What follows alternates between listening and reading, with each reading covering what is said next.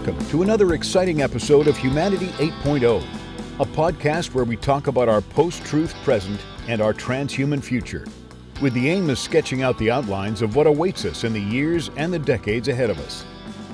This podcast is brought to you by Rokos. Companies with limited IT budgets and personnel can now get the same cybersecurity protection as big enterprises. Rokos' Secure Access Service Edge, SASE solution, with zero trust, provides enterprise-grade comprehensive cybersecurity so that you can focus on your business. For more, please visit www.rokos.com. That's ROQOS.com. And now, here's your host, Dr. Ahmed Bouzid, founder and CEO of Witlingo.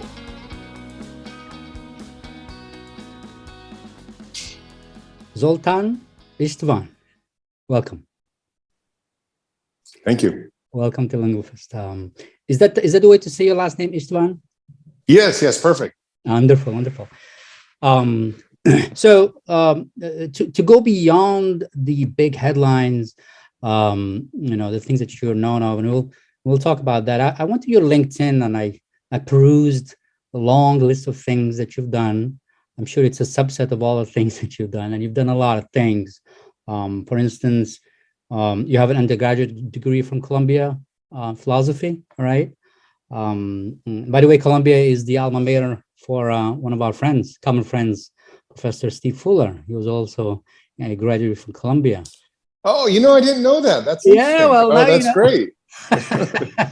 Now you know. You were a journalist in National Geographic, right? For a while. You traveled the world, literally. You sailed, I believe, when you were 20, 21, 22. You own vineyards, for instance, is one of your things, all right? And are you pursuing a degree in Oxford right now? Yes. So right now, I'm also doing the master's degree in ethics in the philosophy department. Wonderful. Excellent. So you have a very full life, to say the least. So I'm eager to touch on all that. But let's start with what you are known best for, which is transhumanism. So you are the founder of the Transhumanist Party, and you ran in 2020 on the Republican banner, right?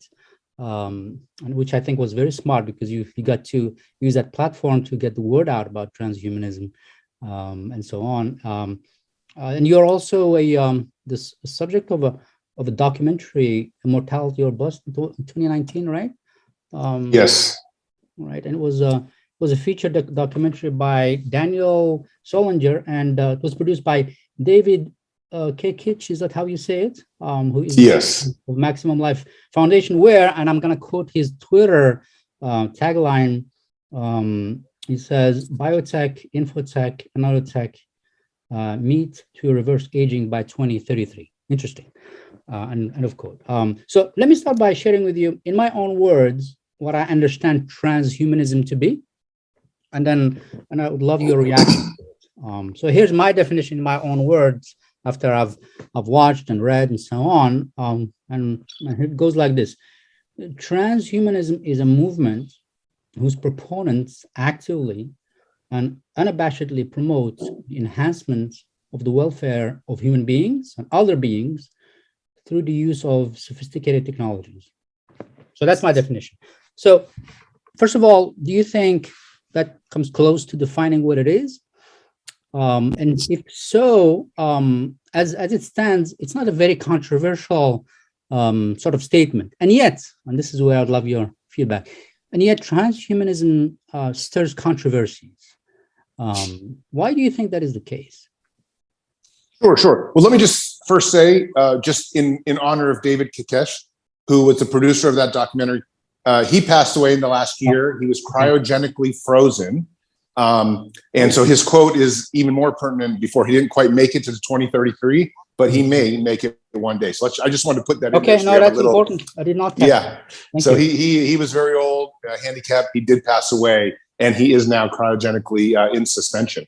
But my definition of transhumanism is quite similar to yours. I kind of have a standard definition, going to the Latin just means going beyond human, but it's using science and technology to radically modify the human being and also to modify the human experience. And I think what's important there is actually to modify the human experience, because that can mean things like virtual reality. It can mean things like climbing Mount Everest with an exoskeleton suit. It can even mean something as basic as driverless cars or robots in your house. But generally speaking, so people kind of have something to grapple with, is transhumanism is the top 10% of the most radical science that is out there. And so that top 10% is always changing, as it's always evolving. But whatever is that top 10 most radical percent in science and technology, that's really what I tend to think of as transhumanism, because it's sort of leading us down that path. And of course, these days, transhumanism is much more than just a science. It's become a social movement. Right. Now, many millions of people around the world, maybe not everybody calls themselves a transhumanist, but certainly they are believers in the mission in itself, which is to use science to get us off planet, to turn us into something that's beyond our biology, to become super enhanced, superhuman beings. And I think there's, I used to say there are millions, but there's certainly tens of millions of advocates of these kinds of ideas now. Yeah. Okay.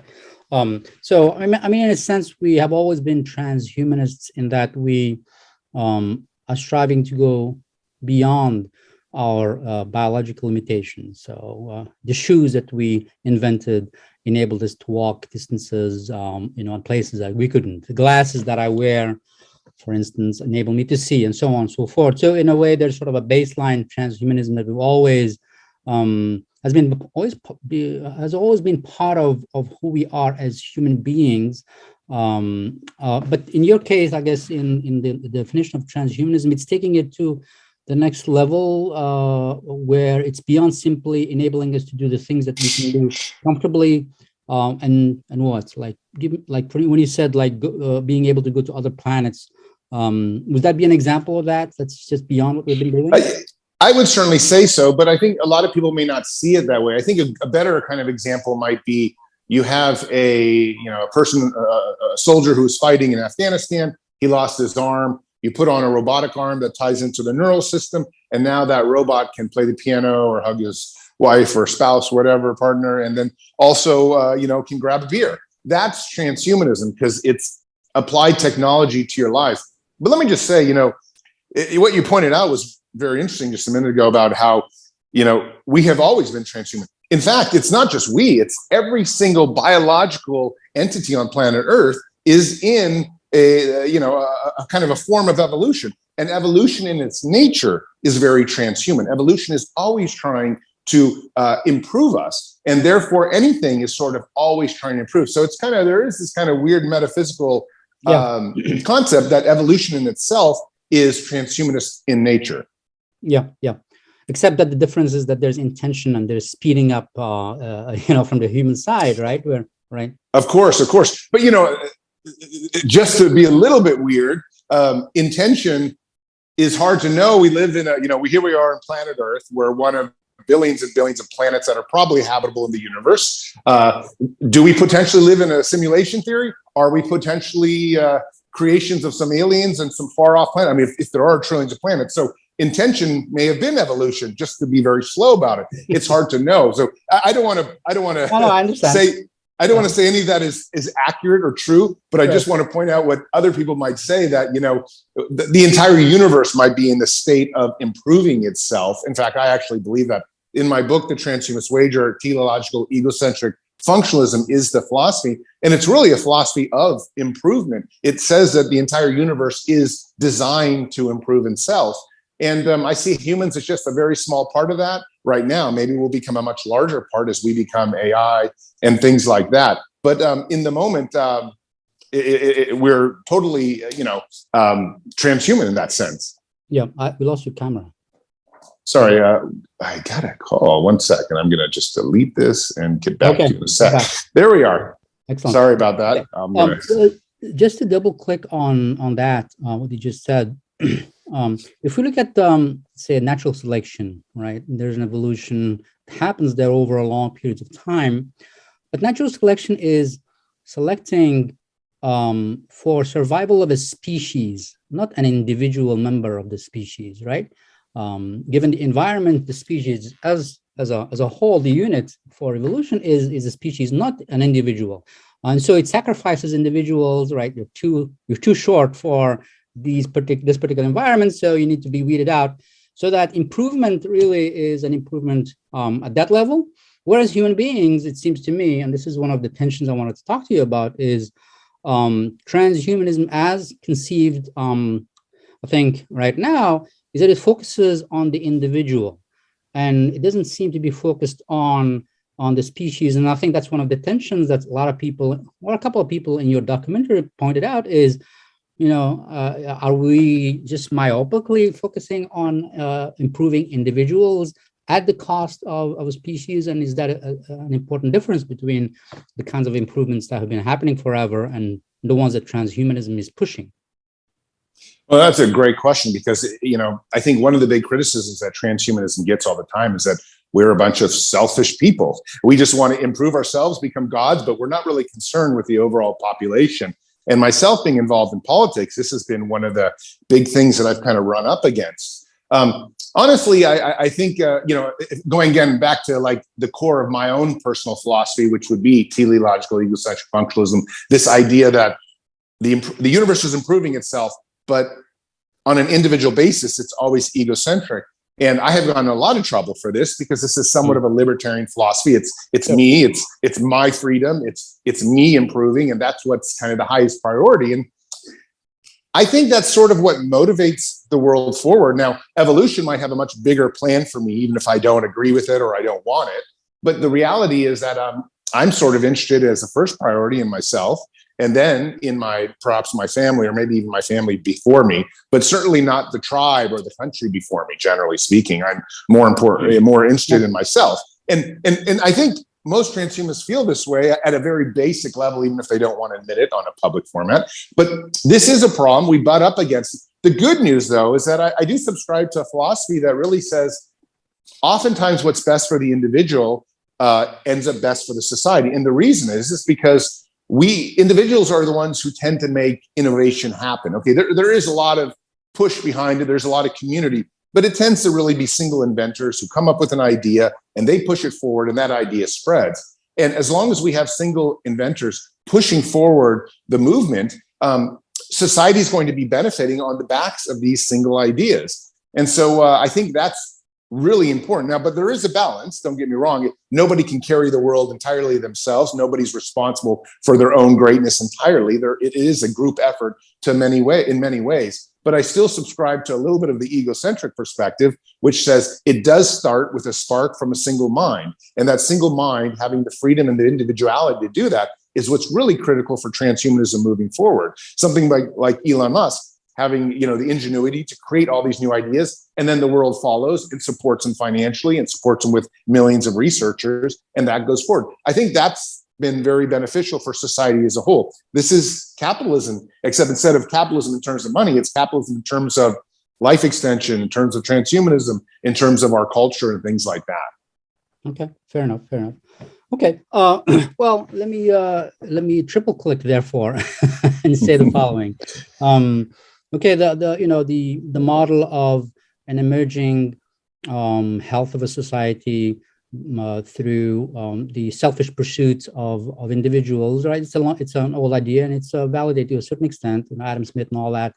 Everybody should just focus on their own, and as long as there are laws and so on, eventually something good will emerge. And we've seen that. I mean, nobody can dispute the fact that capitalism has resulted in advancements on many fronts, right? Now, my question to you is the following: since the late 70s, right, with the introduction of computing at the large scale, we have seen productivity just skyrocket, right, in terms of the output from individuals, right? And so there are charts out there, and one of them is my favorite, which shows productivity going this way and compensation, right, for that productivity going this way, right? Whereas before that, if you are just productive, it went like that, and then all of a sudden it diverged, so that there's a great deal of wealth and so forth that is being generated, but it's not being distributed adequately, Now, one can say, hey, this is out of the scope of the transhumanist, and transhumanist is focused and cannot solve all the problems of the world. Is focused on productivity, health, making coming up with advances in health and in all kinds of things. But the question of who benefits from that, and whether we have a society that benefits as a whole, is not a concern. So, a question to you, since you ran for the presidency, is the following: if you had won and you had become president of the United States, which, by the way, is no longer something that is out of when anyone who runs for president today, I will consider that they have a chance to win, given that Donald Trump won. That's my statement. So let's say you had won. What would you do? What would be your program? Because then it would be more than simply promoting technology. It would be obviously looking at the social consequences of taking transhumanism seriously. What would you do, especially concerning that that divergence between wealth creation that that's basically settling in the top, and it's not being shared by the masses? Well, I had a number of platforms of different things that I would have done in various campaigns. I've run 3 major campaigns. One where I was the U.S. presidential candidate in 2016 for the Transhumanist Party. One, as you mentioned, when I ran directly against Donald Trump in his own party in hoping to, stop Trump. And also I ran as a gubernatorial candidate in 2018 for the Libertarian Party. I was their endorsed candidate, and that was in California. In all 3 instances, I supported really 2 core policies. And we won't talk about the first one too much because that's a little bit more transhuman. But the first one was, we have a massive military industrial complex in the United States. And I have always said we spend 20% of our GDP on bombs and things like that. I have always advocated for cutting that at least in half, maybe more, and dedicating a huge amount of that money towards the health and the science and improving the science that could bring better health to people. And this may have been for American politics, but these ideas can run to any kind of campaign in anywhere around the world. So if people have taken them up, it'd be great. But the point is, we spend 2% on science and technology and health and like medical healthcare, as opposed to 20% on bombs. I think we should change that so we could spend it on people. And I want to change the military industrial complex into a science or a medical industrial complex, so my American fellows and people around the world could live dramatically longer. But that's not really the question you're asking. What you're actually asking is, what were the social things that I would have done? And for me, the most important one, and the one I've always advocated for, is a universal basic income. Because I agree with you, the rich are becoming richer, especially after COVID. You can see it just like pure daylight. The people have doubled, tripled their wealths, where the poor, who were getting a little bit of money, were happy for a sec, and now they're finding inflation is way more, way higher than the actual money they received. So they're poorer than ever before. And this is really driving me nuts, because this was not the intent when we tried to save people from dying from COVID. But the point of the story is that had we had a universal basic income from the start, we would not have had to have dealt with the ramifications of the lockdowns. People just could have been locked down and had money enough for healthcare, for their shelter, their food, things like that. So I have always advocated for a universal basic income, and that universal basic income can apply to everyone. So even if you're rich, you still get some. Even if you're poor, you get some. I think the basics should be covered. You should have basic healthcare. You should have a roof over your head. I don't want to see homeless on the street. Not only is it terrible for the homeless people and sad for them, it's also just it's just not right. We're a very rich world. We can afford to put them everywhere, and we need something like universal basic income that just simply covers everyone's basic expenses. Now, if they choose to work on top of that and they choose to participate in the capitalistic world, that's great. They can then be dog eat dog, make as much money as they want, but at least everybody would have enough at the very basics. So that's the way I solve this. Don't get me wrong, this still may happen. The rich still may get much richer than the poor, but at least the poor have the basics covered, so they're not on the street hungry. And even in America, we still have something like 15 million kids hungry every day. So we have a big problem in America. The poor are often much more poor than they are in Europe. And I've seen this from my travels, into Europe over the last few years at Oxford, and also through just other European places I've been. you guys don't have the same amount of poor or homeless that we have. We have dramatically more. And so America has to do something like universal basic income to take over those, to save those kids from going to bed hungry at night, and to take the 2 or 3 million people off the streets. I mean, you can't go to San Francisco, where I live, and not see thousands of homeless in tents. It's become unbelievable and outrageous, to be honest. No, it is unbelievable, given that this society is so wealthy, And on top of that, and I'm totally aligned with you as far as universal basic income. And I have never understood a society such as the United States, which claims to celebrate innovation, celebrate risk-taking, would not advocate for that, because then if you have UBI, right, you could be a lot less hemmed into your cubicle, because you are hemmed into your cubicle because you don't want to lose your health care because you have kids to take care of, right? And as you well know, I'm sure, one cannot be creative when one is completely just sucked by worry, right? Right. I don't know, but I'm very creative when I'm relaxed. I don't have things on my mind. I'm not worried about this or that. I can relax. I can think. I can be creative. And imagine the creativity that will be unleashed if we had a UBI. People being able to take risks, being able to take an idea that they always wanted to turn into a company or a product and do it, right? Especially given our times where you can do a lot with minimal, cost. You can build a piece of software without having to spend a lot of money, really, right?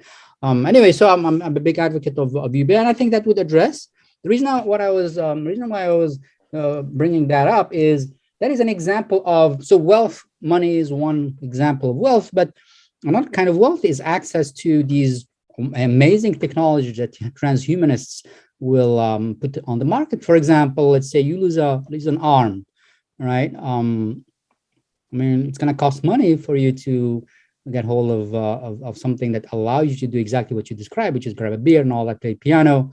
And who has access to that, right? Would it be able to do everyone, or would it be the same thing? Those on the top will have all the beautiful, amazing things, like being able to double their